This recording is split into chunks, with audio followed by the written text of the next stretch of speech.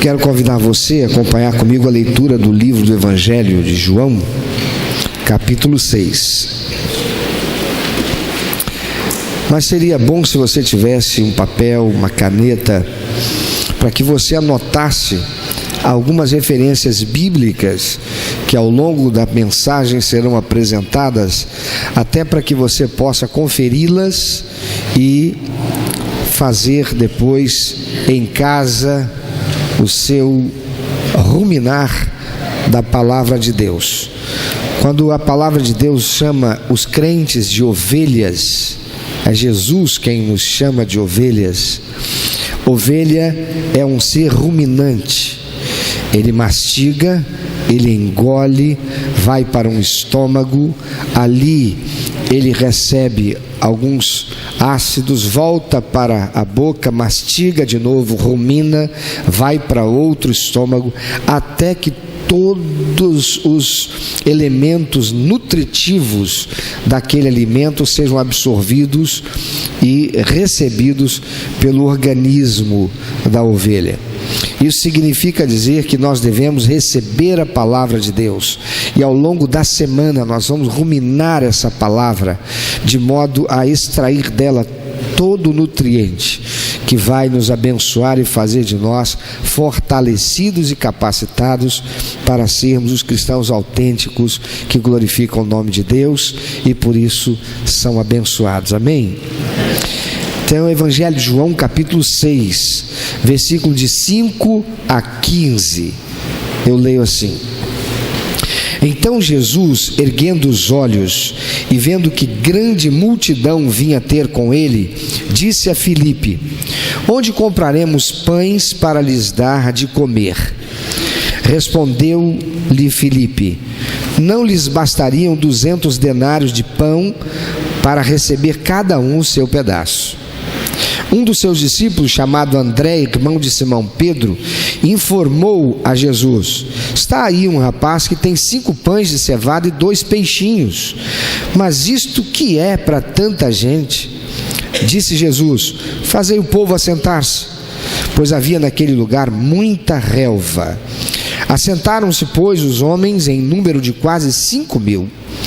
Então Jesus tomou os pães e, tendo dado graças, distribuiu-os entre eles, e também igualmente os peixes, quanto queriam.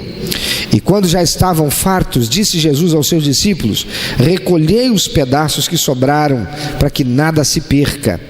Assim, pois, o fizeram, e encheram 12 cestos de pedaços dos 5 pães de cevada que sobraram aos que lhe haviam comido. Vendo, pois, os homens o sinal que Jesus fizera, disseram: Esse é verdadeiramente o profeta que devia vir ao mundo. Sabendo, pois, Jesus que estavam para vir com o intuito de arrebatá-lo para proclamarem rei, retirou-se novamente sozinho para o monte. Amados, esse texto é muito conhecido, é um texto que retrata o milagre da multiplicação de pães e peixes que Jesus produziu. Esse texto, ele está contido, além de no Evangelho de João, também nos evangelhos chamados sinóticos, que quer dizer aqueles que têm a mesma visão. Evangelhos sinóticos são aqueles evangelhos de Mateus, evangelho de Marcos e evangelho de Lucas, porque eles têm muitos elementos comuns, eles seguem uma narrativa muito parecida, eles seguem uma linha do tempo semelhante, por isso são chamados de sinóticos. E nós percebemos que quando Mateus ele faz o relato de um determinado momento vivido por Jesus e seus discípulos, Marcos o faz também, mas com algumas características diferentes, assim como Lucas o fará. Isto porque pessoas que viveram a mesma experiência, elas terão pontos de vista que não serão diferentes, mas complementares a respeito daquilo que aconteceu. Você, por exemplo, está me vendo aqui de frente. Os que estão nos flancos estão me vendo pelos flancos. Aqueles que estão aqui em cima me veem também pelas costas. E então alguns que estão aqui à frente poderiam dizer assim: o pastor Cláudio estava pregando domingo, ele estava com um terno verde e ele estava muito bonito lá na frente. Mas aqueles que estão aqui à direita poderiam dizer assim: o pastor Cláudio estava pregando domingo e ele estava com um terno verde lá na frente, mas que barriguinha era aquela? Você está entendendo? Eles vão falar sobre o mesmo tema, a mesma coisa, mas com elementos complementares. Não se contradirão. E os evangelhos sinóticos são exatamente isso. Mateus faz um relato que Marcos fará também e Lucas fará também. Cada um tem um propósito que está em Deus, em fazê-los registrar com algumas nuances que não são diferentes, mas são complementares. O Evangelho de João não é um evangelho sinótico, mas neste evento em particular, o evangelista João também o registra. E cada um dos evangelhos sinóticos apresenta, portanto, a história de Jesus de uma maneira parecida, mas nesse contexto aqui, João vai apresentar alguns elementos interessantíssimos, porque Deus tem propósito que a palavra dele seja apresentada de modo a revelar a nós Deus e nos revelar em relação a Deus, porque é a palavra de Deus. Então, agora aqui o Evangelho de João, falando sobre essa multiplicação de pães e peixes, ele apresenta uma situação que foi narrada pelos demais evangelhos, como eu disse, mas eu quero te chamar a atenção para algumas coisas muito importantes. Antes eu quero fazer um parênteses para dizer: amado, nunca leia a Bíblia como um livro qualquer. Aquele que busca ler a Bíblia como quem lê um livro qualquer não receberá de Deus aquilo que Deus fez para ser registrado na Bíblia Sagrada, a revelação dele para aquele que está ao alcance da sua palavra. Então, saiba que ao ler a palavra de Deus, Deus estará sempre querendo comunicar a você algo que vai fazer diferença para a sua vida. Nesses textos de Mateus, de Marcos, de Lucas, em Mateus capítulo 14, de 13 a 21, Marcos capítulo 6, de 31 a 44, Lucas capítulo 9, de 10 a 17, portanto, retratam isto que Jesus viveu e que o evangelista João está retratando aqui no capítulo 6. E o que consta nesses textos, fazendo aqui uma leitura sinótica, considerando o contexto. Vamos pegar todos esses textos de Mateus, de Marcos, de Lucas e de João, sobre esta questão, sobre esse momento, e vamos para a linha do tempo para entendermos o que está acontecendo aqui. Quando você vai ler um pouco antes, você vai ver como, por exemplo, no capítulo 14 de Mateus, que faz o relato, você vai ver que Herodes, ele prendeu o profeta João Batista. E o profeta João Batista era primo de Jesus Cristo. Ele foi preso por Herodes e depois ele veio a ser assassinado por Herodes. Herodes manda decapitar João Batista. João Batista morre. E o que é que segue? Jesus, ele recebe a notícia. E é isso que você encontra aí no capítulo 6 do versículo, no capítulo 6 do Evangelho de João. Jesus recebe essa notícia e ele está agora triste com a notícia. Ele não quer quer ficar ali onde ele estava. Ele parte para outra banda do mar da Galileia, que é o de Tiberíades. Ele quer ficar um tempo sozinho.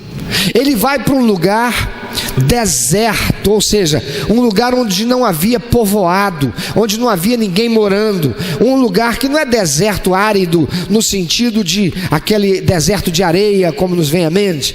Um deserto aqui é um lugar onde não há moradores próximos. Ele quer estar num lugar afastado. E Jesus, ouvindo isto, retirou-se dali num barco para um lugar deserto, apartado. Jesus está de luto, porque o seu primo, o último profeta do Antigo Testamento, acabara de morrer assassinado. O reino perdeu o profeta, mas Jesus perdeu um parente. Quando morre uma personalidade importante para o país perde aquela personalidade. A tristeza do país nunca será idêntica, igual ou parecida com a dor e a tristeza daqueles que são os parentes. Jesus quer ir para um lugar deserto. Lembre-se que Jesus era ser humano como eu e você. É por isso que Ele sabe o que nós passamos e Ele pode se compadecer de nós, porque Ele foi ser humano como eu e você. Ele se entristecia, ele chorava. A palavra de Deus nos dá conta de que quando ele vai para ressuscitar Lázaro, ele chora, ele se comove. Jesus se retira para um lugar deserto, porque ele está triste. Jesus está de luto. E então ele chama os seus discípulos para irem com ele para um lugar distante. Mas a multidão tem necessidade, não quer nem saber, e vai procurá-lo lá onde ele foi. Jesus está de luto, mas o povo tem necessidade. Jesus está de luto, mas a multidão não se importa com o luto dele. Por que não? Porque eles têm angústia, eles têm necessidade. E veja isso, mesmo sob o luto, Jesus não nega atenção àquelas pessoas. Você já negou atenção porque você estava de luto? Você já negou alguém que tocava o telefone porque naquele momento era desconfortável para você, e não era desconfortável porque te era impossível, simplesmente você não quis atender? Talvez alguém que você soubesse, não, isso é meu PC, esse aqui, quando ele começa a falar, ele não para. Você já recebeu lá um áudio de 5 minutos de uma pessoa? O que são 5 minutos? 5 minutos só ouvindo são 5 horas, né? Jesus não diz não. Jesus está de luto. Ele vai para um lugar para ficar sozinho, distante somente com os seus discípulos. A multidão vai e ele diz: vem, pode vir. É por isso que Jesus diz assim: vinde a mim todos vós que estáis cansados e sobrecarregados, e eu vos aliviarei. Jesus nunca diz não para aquele que o busca. Por isso que a palavra de Deus diz que aquele que procura o Senhor, aquele que busca o Senhor, nunca é despedido vazio. Vós me buscareis e me achareis quando me buscardes de todo o vosso coração, diz o Senhor. Amados, mesmo de luto, Jesus tem compaixão do povo. Jesus cura e multiplica os pães e peixes, alimentando aquela multidão. Mas veja a dinâmica dos acontecimentos. Jesus já está ficando tarde, ele está ali naquele lugar, a multidão acorre, ele passa o tempo todo ali curando os enfermos, ele transmite paz àquelas pessoas. E já é muito tarde, a multidão está com fome, porém eles estão longe demais de algum povoado que pudessem ir comprar alimento, e também nada levaram, porque porque o que eles queriam era estar com Jesus. Eles saíram apressados para encontrar Jesus, que nem se prepararam, mesmo sabendo que poderiam encontrá-lo longe. O evangelista João é o único que vai mencionar que Jesus chama Filipe para fazer uma pergunta para ele. Mateus diz que os discípulos fizeram isso, Marcos vai dizer também, Lucas também, mas olha, João revela algo interessante. No versículo 5 diz: então Jesus, levantando os olhos e vendo que uma grande multidão vinha ter com ele, disse a Filipe: onde compraremos pão para estes comerem? Amado, Jesus nunca faz uma pergunta sem que ele saiba qual é a resposta. Qual é a cor do cavalo branco de Napoleão? Eu já perguntei sabendo. Alguém sabe qual é a cor? Essa é velha, né? Qual é o tamanho do peixe que o pastor vai pegar essa semana? Essa é difícil. Segundo a minha esposa, é desse tamanho. Jesus nunca faz uma pergunta, querido, em vão. Ele sabe a resposta, mas ele tem um propósito na pergunta. É sempre uma pergunta para provocar uma reflexão, ou para provocar uma revelação. Jesus chama Filipe e lhe pergunta, mas por que Jesus chama Filipe e pergunta isso? É porque Filipe era daquela região. João capítulo 1, versículo 43 e 44 vai dizer, quando Jesus vai vocacionar Filipe, diz o texto: no dia seguinte, quis Jesus ir a Galiléia e achou Filipe e disse-lhe: segue-me. E Filipe era de Betsaida. Jesus estava na região em que Filipe morava e conhecia aquele lugar. Jesus não está perguntando para um dos discípulos que moravam em outra região da Judéia, não. Ele está perguntando para Filipe, que conhecia aquela área ali. Filipe, e aí, Filipe? Onde compraremos pão para esses comer? Filipe, você que conhece esse lugar aí, onde é que a gente vai comprar pão para essa turma toda? Sabe, Filipe conhecia aquilo tudo lá. Ele sabia da dificuldade de conseguir alimento por perto de onde eles estavam. Filipe era também um camarada questionador, e Jesus está perguntando para Filipe porque ele precisa de uma resposta já. Agora. Tem que ter solução agora para isso. Esse problema exige uma solução agora. E Jesus não está perguntando para Tomé, que era um camarada incrédulo. Ele está perguntando para Filipe, que era um sujeito questionador. Você conhece uma pessoa questionadora? É igual criança. Você fala uma coisa com ela, ela retruca. Mas por quê? Mas por quê? Mas por quê? Criança tem uma fase na vida que tudo é por quê, né? Mas por quê? Mas tem muita gente que também anda pelo porquê e não pela fé. Jesus pergunta a Filipe, porque ele era questionador, ele gostava de questionar tudo. Quando Jesus disse que quem o via o Pai, sabe o que Filipe diz? Senhor, mostra-nos o Pai, assim não precisaríamos de mais nada. Senhor, então onde é que está o Pai? Filipe era questionador. Jesus está agora confrontando Filipe. Filipe, você que é dessa região aqui, você que é da área, onde compraremos pão para eles comerem? Filipe, você que gosta de uma resposta de bate pronto, me dá essa aí. Onde é que a gente arruma pão para essa turma toda agora? Filipe gostava de exigir uma resposta, mas aqui Jesus o confronta com a sua personalidade e pede a ele que apresente uma solução. Verso 6, mas dizia isto para o experimentar, porque ele bem sabia o que havia de fazer. Jesus já sabia o que faria, mas só pergunta a Filipe para confrontá-lo. Amado, como é que você se sente quando você é confrontado com alguma coisa da sua personalidade ou do seu caráter que precisa ser tratado? Eu já vi ovelha virar bode assim, ó. o chifre cresce rápido quando é confrontado, quando recebe uma pergunta retórica que faz com que seja revelado para si aquilo que é a sua falha.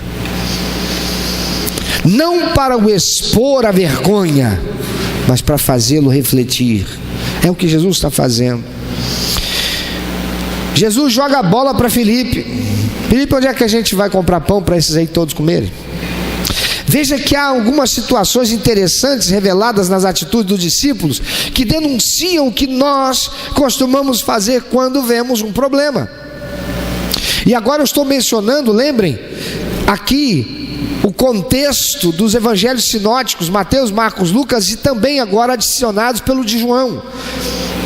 Primeira atitude dos discípulos, quando eles se confrontam com o problema e Jesus apresenta o problema e a necessidade de resposta. Primeiro, eles procuram se livrar do problema. Os discípulos, quando viram o problema, eles quiseram se livrar dele, como nós costumamos fazer. Mateus capítulo 14, versículo 15, diz assim: ao cair da tarde, vieram os discípulos a Jesus e lhes disseram: Senhor, o lugar é deserto e vai adiantada a hora, despede, pois, as multidões para que, indo pelas aldeias, comprem para si o que comer. Senhor, vamos empurrar esse problema,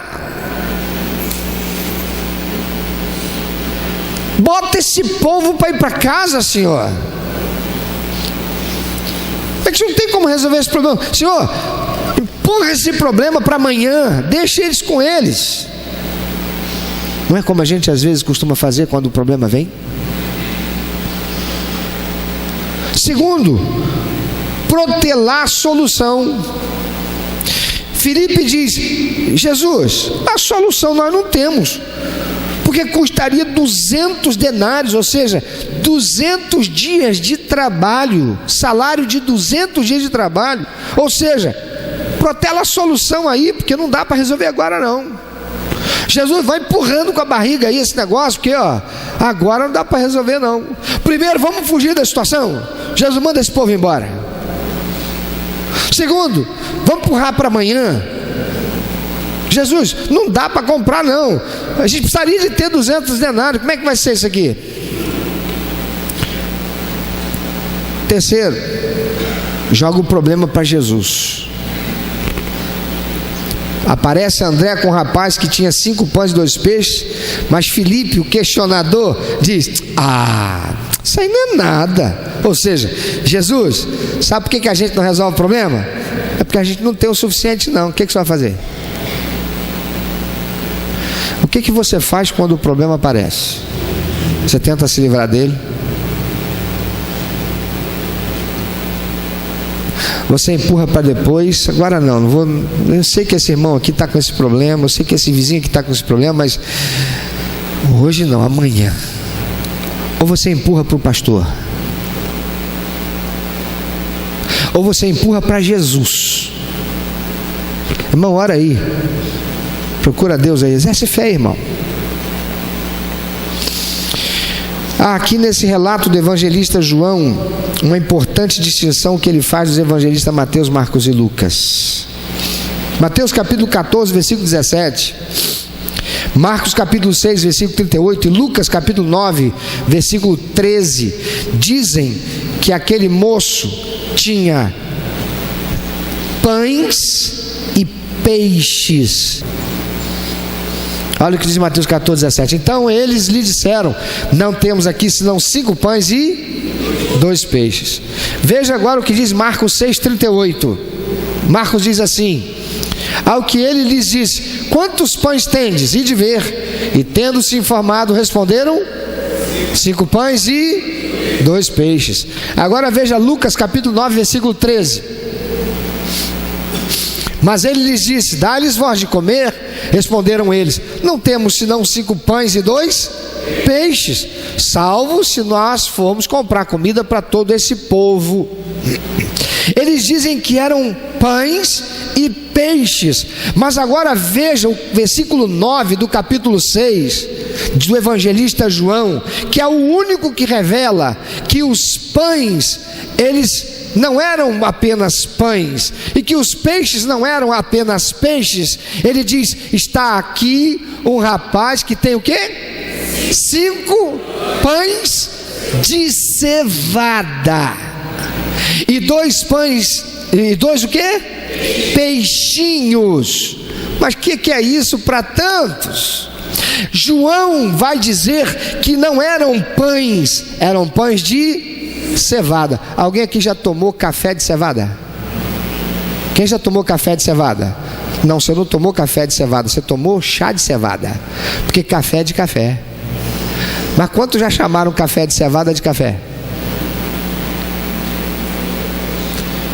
E eu te pergunto, você prefere um café de cevada ou um café de café?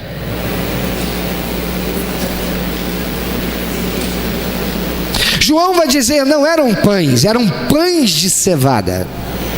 Irmãos, o que normalmente se usa para fazer pão? Hein? Trigo. Não é cevada. E João diz que não eram peixes, eram peixinhos. Os pães eram de cevada, ou seja, você sabe o que significa isso? O pão de cevada era o pão de segunda. Não era o pão de primeira, porque o pão de primeira é o pão de trigo.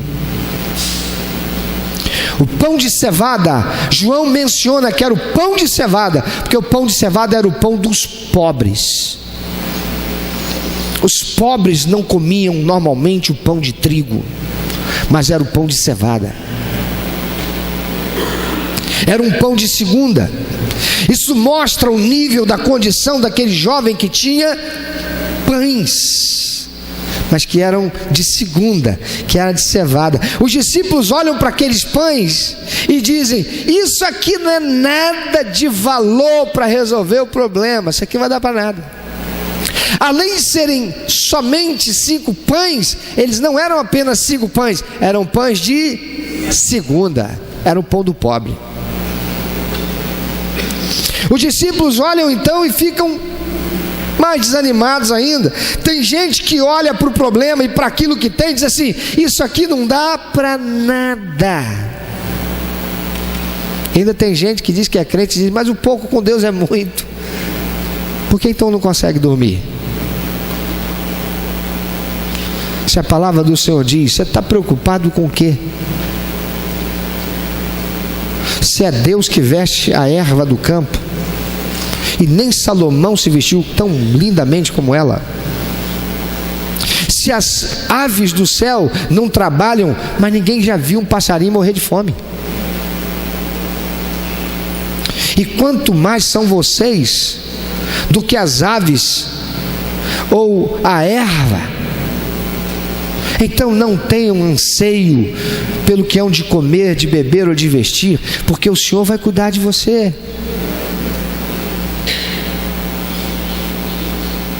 Tem gente que olha para o problema e para aquilo que tem e diz: isso aqui não dá para nada.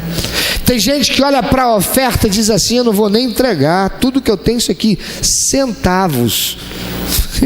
Isso aqui, esse centavo não paga nem o envelope bonito que a igreja disponibiliza para colocar a oferta. Isso aqui não dá para nada. E esquece da oferta da viúva, porque aquela oferta encheu o coração de Deus, agradou o Senhor, honrou a Ele.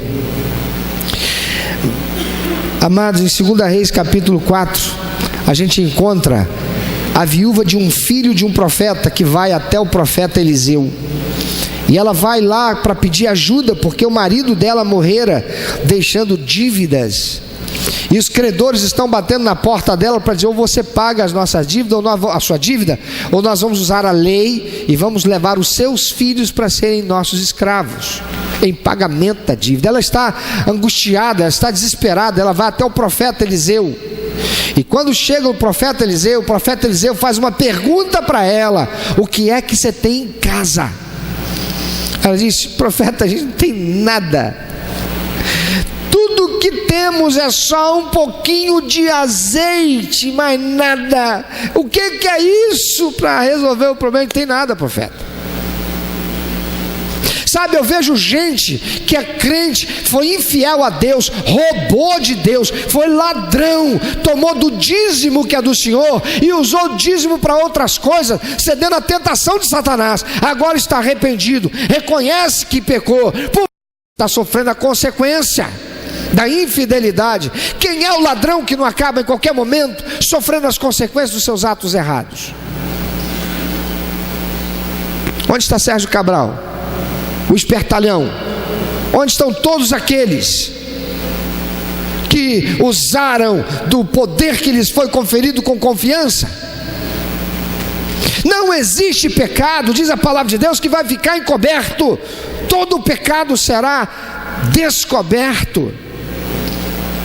Aí a pessoa reconhece que pecou, ela reconhece que está errada, então ela pega e diz assim: Senhor, me perdoa, eu pequei, agora eu creio na tua palavra que diz que se eu confessar o meu pecado, o Senhor é fiel e justo para perdoar o meu pecado e me livrar de toda injustiça. Isso é verdade, mas a dívida continua. Que dívida? Ele não devolveu o dízimo, fez o papel de ajudante do ladrão, que é Satanás, que está aqui para roubar, matar e destruir. É o ladrão que ajudou o ladrão. Aí o que acontece? As bênçãos de Deus não podem mais recair sobre ele. Por que não? Porque ele se bandeou para o lado do ladrão. Alguém já viu ladrão ser abençoado? Alguém já viu ajudante de ladrão ser abençoado? Não. O ladrão enganou ele e começou a roubar dele. Aí ele passou a ficar sem ter, porque perdeu até o emprego. Agora ele não tem mais dinheiro, está com atraso na internet, na luz, está com atraso na financeira, está com atraso. Ele vem e diz assim: Senhor, me perdoa, eu reconheço que tudo isso foi porque eu roubei do Senhor. E ele está confiado de que a palavra de Deus diz: se confessar os vossos pecados, o Senhor é fiel e justo para perdoar os pecados e vai toda justiça. E é verdade. Jesus paga a dívida dele com Deus, mas a dívida dele com o homem continua. Aí sabe o que ele faz? Ele tem uma televisão em casa, ou ele tem um carro na garagem que não pode andar porque ele não tem dinheiro para botar o combustível, nem para pagar o IPVA, que já está atrasado também. Mas ele tem disposição para resolver o problema dele? Não, ele pega e diz assim: com isso que eu tenho não dá para resolver o problema. Deixa eu te dizer uma coisa, querido, você está aqui porque você crê em Deus, ou talvez você tenha vindo aqui apenas por ter recebido um convite para estar aqui, mas você está recebendo a palavra de Deus, você reconhece que esse é um lugar onde aqueles que aqui vêm por temor de Deus, então certamente você deve acreditar em Deus. Se você acredita verdadeiramente em Deus, você tem que ter consciência lógica e racional para entender: nada há daquilo que fazemos nesta terra que não tenha uma inferência e uma interferência no mundo espiritual. Tudo que fazemos aqui afeta a nossa relação com Deus. Então olha para aquilo que tem e diz: eu não tenho como pagar minha dívida, mas ele tem uma televisão dentro de casa ou tem um carro na garagem que não pode usar, e não vende para pagar a dívida. Mas diz: mas se eu vender, não dá para pagar a dívida toda. Mas já dá para pagar alguma dívida? Então venda.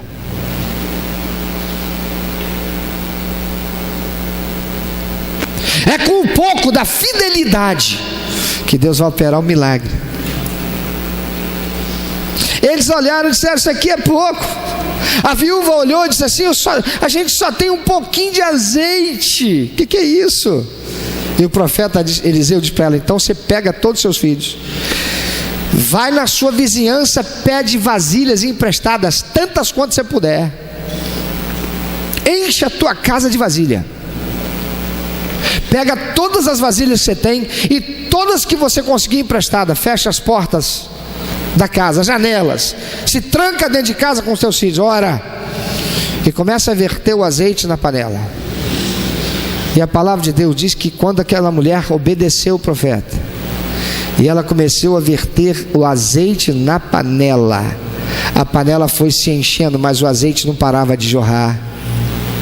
E a panela encheu, ela teve que pegar outra, e ela teve que pegar outra, e ela teve que pegar outra, até que ela não tinha mais panela, e só aí o azeite parou de jorrar.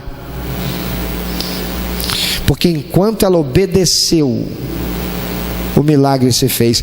Quando você começar a obedecer, aquilo que você diz é tão pouco, não vai ter como.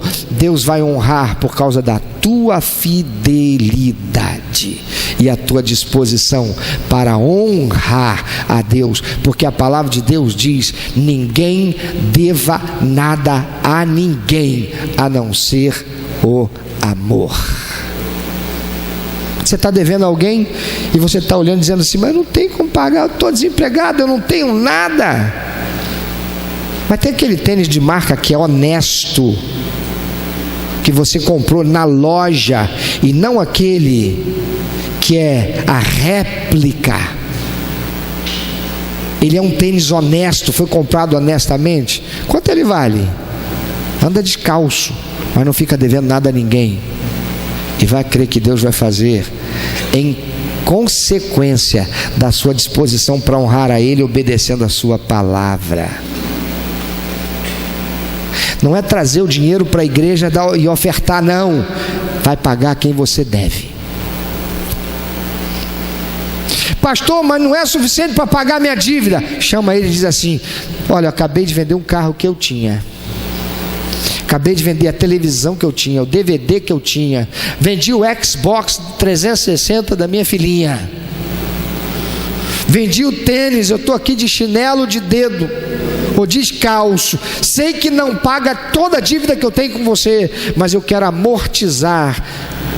Desconta desse valor aí o que eu te devo, eu não sei quando, mas eu vou te pagar. Não fica dando volta não, porque está vendo que ele vem dali, você vai por aqui, não. Vai honrar o Senhor. Você está com um problema, mas a solução está em você. E é pegar o pouco que você tem e apresentar para Jesus. Dizer: Jesus, eu só tenho isso, mas eu vou honrar o Senhor. Mateus era cobrador de impostos. Marcos, nós não sabemos com certeza qual fora a atividade pregressa dele, mas Lucas nós sabemos, fora médico. Mas o evangelista João, ele fora pescador por profissão, e o único que diz que eram peixinhos é ele, porque ele foi pescador de profissão. Mateus disse: eram peixes. Lucas diz: eram peixes. Marcos diz: eram peixes. Mas João diz: eram peixinhos. Eram peixinhos. Não era um peixe de 1 quilo, não era um peixe de 1,5 kg, eram 5 peixinhos. Se fosse lá da minha terra, talvez ia dizer assim: eram pães com piabinhas, ou eram pães com 2 sardinhas, 2 peixinhos. Jesus vai alimentar aquela multidão, amados, não é usando peixão. Jesus vai fazer um milagre e alimentar aquela multidão usando peixe pequeno. Você já se sentiu um peixe pequeno? Já? Você olhou para você, não precisava ninguém te desmerecer não, você mesmo já desmereceu. Eu sou um peixe pequeno. Com que tristeza eu já ouvi crente dizendo assim: e aí, você mora onde? Não, eu não moro não, me escondo. Tem crente aqui? Irmão, você mora ou você se esconde? Você sabe o que é isso? Isso é linguagem de espírito de miséria. Não é linguagem de expressão de humildade, é linguagem de espírito de miséria. Você mora onde, querido? Ah, eu não moro, né? Eu me escondo em Belford Roxo. Eu morava... Você mora onde, querido? Pergunta para Meire. Onde é que a gente morava, Meire? As pessoas diziam o quê? Pombal de Nova Iguaçu. Você mora onde, Cláudio? Eu moro no conjunto Tertuliano Potiguara. Fica onde? Nova Iguaçu. Não, mas eu conheço Nova Iguaçu, nunca ouvi falar desse conjunto. O quê? Famosíssimo. Todo mundo conhece o conjunto Tertuliano Potiguara em Nova Iguaçu. Não sei, rapaz. Como é que chega lá? Depende, você vai por onde? Se você for pela Dutra, você acessa. Se você for pela linha Via Light, você acessa. Se você for pela Getúlio de Moura, você acessa. Se você for pela Plínio Casado, você acessa. Faz todo Todos os caminhos dão no conjunto Tertuliano Potiguara. Tá bom, mas tem um jeito mais rápido de chegar? Depende. Você vai pela Dutra? Perfeitamente. Você pega ali o viaduto do posto Sonap, ali por trás da onde tem lá a Ínega, você entra ali, vai descer na Barro Júnior. Quando você descer na Barro Júnior, você vai estar no conjunto habitacional Tertuliano Potiguara. Ah, mas ali é o Pombal. Tem? Esse lugar eu não conheço, não. Como assim, rapaz? Ali é o Pombal. Por acaso eu tenho bico e pena? Amado, se você é um crente em Jesus, você não pode ter uma linguagem de espírito de miséria, porque isso é um espírito, é um demônio. A palavra de Deus diz que em Cristo Jesus você é o quê? Que linguagem de miséria é essa? Onde está a linguagem de mais que vencedor? Mas Belfor Roxo está em tudo quanto é jornal agora. Já ouvi dizer que Belfor Roxo voltou a ser considerado como o lugar mais violento do Brasil. E aí então quando te perguntar, você mora onde? Eu moro no lugar mais violento do Brasil.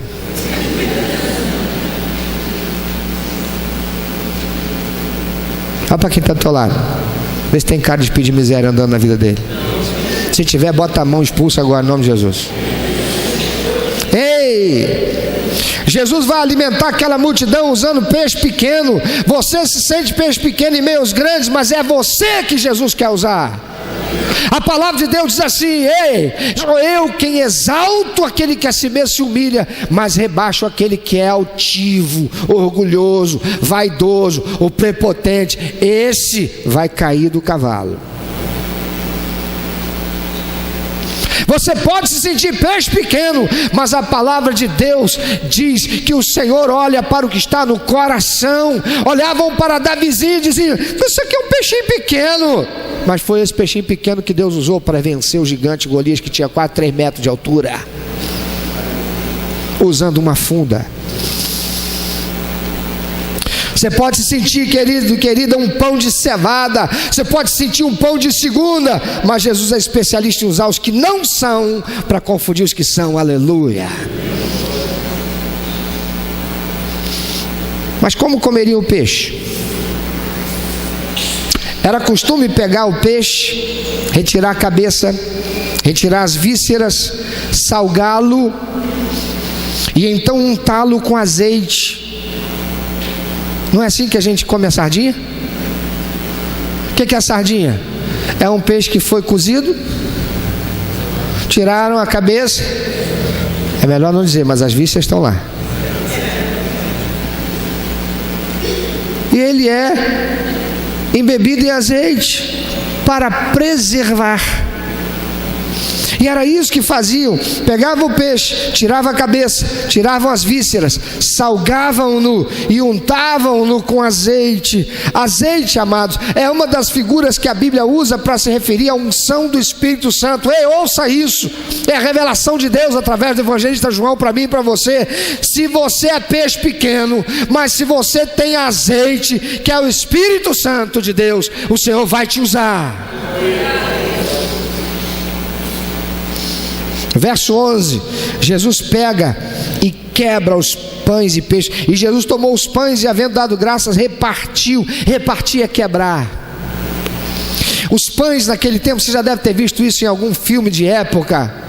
Os pães, eles costumavam ser grandes, num formato arredondado.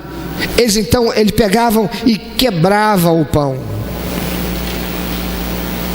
Ele repartia o pão. A gente pensa em pão como o pão que a gente compra, esse pão francês.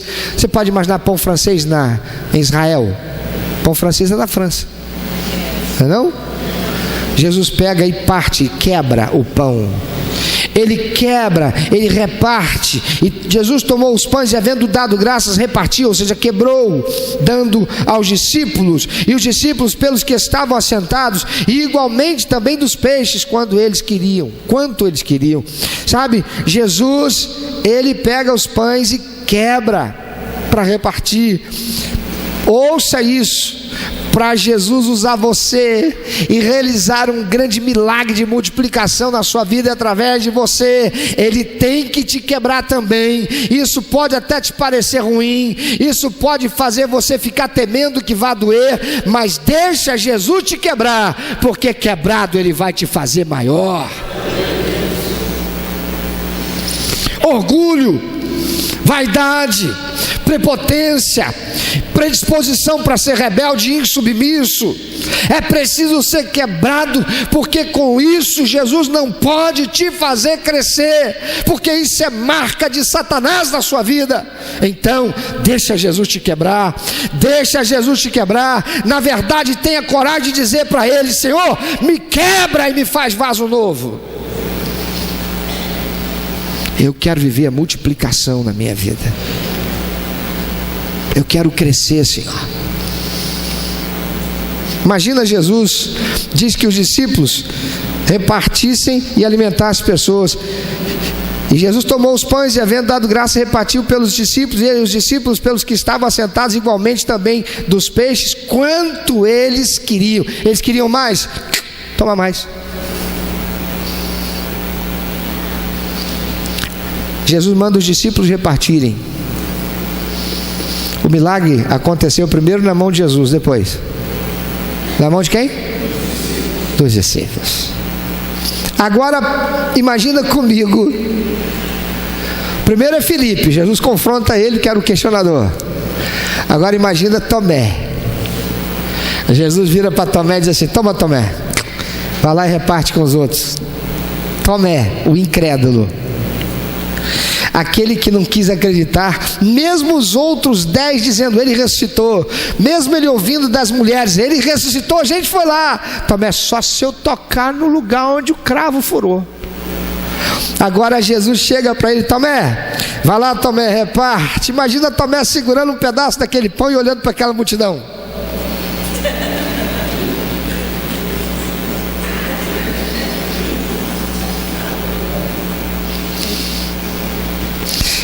Ele pensa: não vai dar. Mas aí ele parte com um. Quando ele olha para o pão, cresceu. Ele parte com o outro. Quando ele olha para o pão, cresceu. Ele parte o pão, quando ele olha, cresceu. Ei, quando você olhar aquilo que está pequeno na tua mão, mas você colocar diante do Senhor, e você for alguém liberal, alguém que honra a Deus, alguém que se expressa com fé no Senhor, o Senhor operará um milagre e você verá. Quando o que você tem passou pela mão de Jesus primeiro, não vai acabar, porque vai ser multiplicado enquanto você serve a Ele. Mas se o que você tem passou na mão de Sérgio Cabral e aqueles como ele, não vem nem trazer aqui. Se o que você tem é fruto daquela réplica do tênis de marca, da camisa de marca, não traz nem como oferta. Mas se o que você tem é fruto de trabalho honesto, digno, que você pegou e recebeu o teu salário e disse: Senhor, tudo eu te consagro, eu rendo graças ao Senhor, porque foi o Senhor que me deu. Eis aqui o dízimo da minha fidelidade, eis aqui a oferta do meu amor. Ei, passou pela mão de Jesus. A palavra do Senhor diz: abrirei a janela do céu e derramarei bênção sem medida. Mas isso só acontece na vida de quem crê. E quantos tem aqui que pode dizer: isso eu já vivi na minha vida? Levanta a mão e glorifica a Deus. Sabe, você olha e diz: vai acabar, mas Deus continua multiplicando e ainda faz que sobre. Lembre-se do que o sinal aponta para aquilo que é maior do que ele, aquele que é o Senhor do sinal. O milagre apontava para Jesus. Quando você receber a multiplicação, você que está recebendo essa palavra, ela está entrando dentro de você.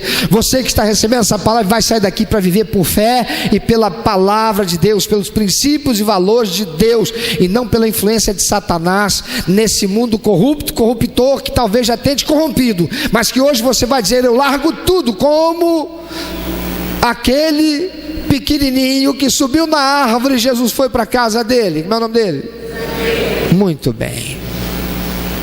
E ele disse: Senhor, hoje eu vou resolver o meu problema de caráter. Eu vou pegar tudo que eu ganhei de dinheiro errado, eu vou dar para os pobres. E aquilo que é meu, honesto, eu vou devolver de quem eu roubei 4 vezes mais. E Jesus disse: hoje chegou salvação nessa casa.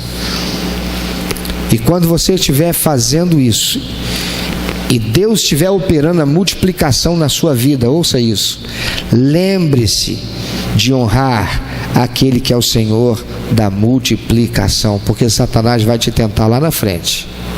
Ele vai fazer oferta, falar com você e dizer assim: eu vou entregar essa oferta, mas eu fechei esse negócio de 100 mil reais, eu vou entregar 10 mil reais de dízimo. Isso é muito dinheiro. Quando o Senhor fizer multiplicação na sua vida, você que não tinha salário, não tinha emprego, e Ele abençoar e abrir a porta para você, porque você resolveu a sua vida com Deus, você colocou o pouco que você tinha na mão de Deus e com Deus, para não dever os outros. Ainda está devendo, mas você está consertando. Seu coração é sério, é concreto, é definido em viver santidade com o Senhor. Deus vai operando, Ele vai abrindo as portas, Ele vai abrindo as portas, Ele vai te dando oportunidade, e você vai subindo degrauzinho por degrauzinho. Mas lembra, quando chegar lá na frente, seja fiel e saiba honrar aquele que é Senhor da multiplicação, porque tem muita gente que, quando experimentou a bênção da multiplicação, se deixou levar pelo canto da vaidade, da carnalidade, do materialismo, se tornou vaidoso, e a multiplicação parou, porque a desonra voltou. Lembra da viúva do profeta que foi procurar Eliseu? Quando ela não tinha mais vasilhas para apresentar ao Senhor e dizer: Senhor, aqui está, ó, tem mais essa aqui, Senhor, tem mais essa, Deus, ó, tem mais essa, hein? Quando ela não tinha mais nenhuma, parou de jorrar o azeite. O azeite vai parar de jorrar na tua casa, ou já parou, porque você parou de apresentar ao Senhor o que você tinha. E aí? Tem pão de cevada aí? Tem peixinho pequeno aqui para Jesus quebrar e multiplicar? Então coloca a sua vida diante do Senhor agora. Eu quero te dar uma oportunidade em nome de Jesus. Quantos são os peixinhos pequenininhos que tem aqui hoje, que estão dispostos a dizer: Senhor, eu sou só um peixinho, eu quero me colocar disponível nas tuas mãos. Senhor, eu sou um pão de cevada. Senhor, eu sou um pão de pobre. Senhor, eu sou um pão de segunda, mas estou aqui, Senhor, e eu me coloco à disposição para o Senhor me quebrar.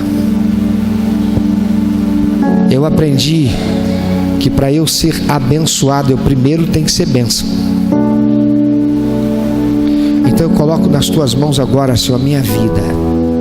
Me perdoa, Senhor, porque é verdade, eu tenho coisas lá em casa que eu poderia ter me desfeito, para que eu não pague a minha dívida com o meu credor, não pague a minha dívida com a Light, com a SEDAI. Eu estou até com aquele gato lá, Senhor, mas eu vou resolver esse negócio. Eu vou chegar em casa. Hoje vai dormir todo mundo no escuro lá em casa, porque Satanás não vai ter mais uma noite para impedir o agir do Senhor na minha vida.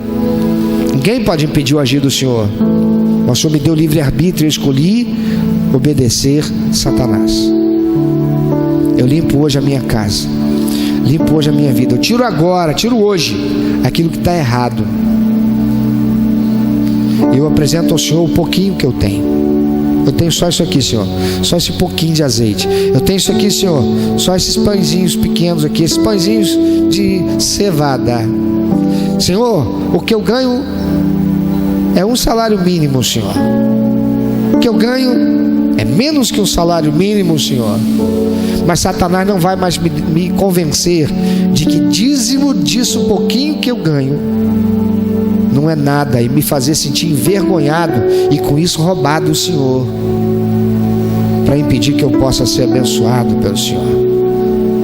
Eu peço que o Senhor me perdoe em nome de Jesus, e eu vou corrigir isso. A partir de hoje eu vou viver fidelidade. A palavra de Deus diz que toda aquela multidão comeu quanto quis, e depois ainda sobraram vários cestos cheios de pães e peixes.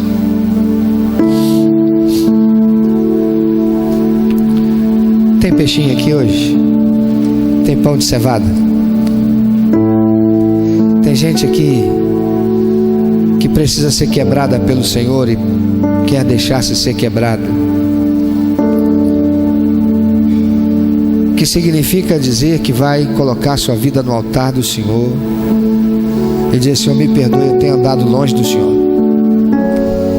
Me perdoa, Senhor, eu tenho vivido olhando para as coisas materiais e me deixando ser levado pelo mesmo que seduziu o Sérgio Cabral, o Cortes, o Batista, o Eike, os tantos outros aí, Senhor.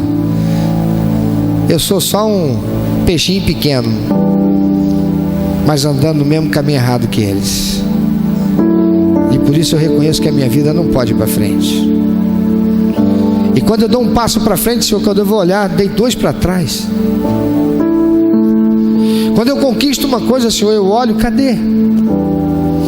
E até aquilo que parece bastante, que eu ganhei e conquistei, hoje eu não consigo nem usufruir, não tenho nem paz.